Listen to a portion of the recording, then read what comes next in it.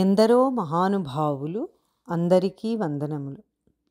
Let us learn the pronunciation of Jayadeva Ashtapadi, Madhave Makuru Manini Manamaye.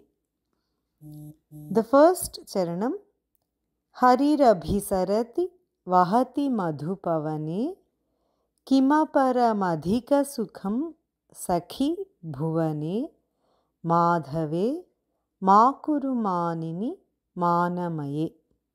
The second charanam, Tala Phaladapi Gurumati Sarasam Kimu Viphali Kurushe Kuchakalasham. The third charanam, Katina Kathita Mida Manupada Machiram Ma Parihara Harim Atishaya Ruchiram. The fourth charanam, Kimiti Vishidasi Rodishi Vikala Vihasati Yuvati Sabha Tava Sakala.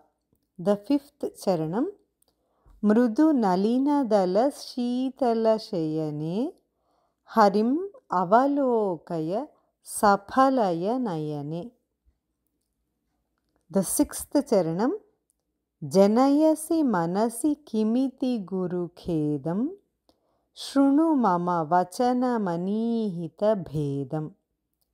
The seventh charanam, Hari Rupayatu Vadatu Bahu Madhuram Kimiti Karoshi Hridayamati Vidhuram. The last charanam, Sri Jayadeva Bhanitamati Lalitam Sukhayatu Rasika Janam Hari Charitam.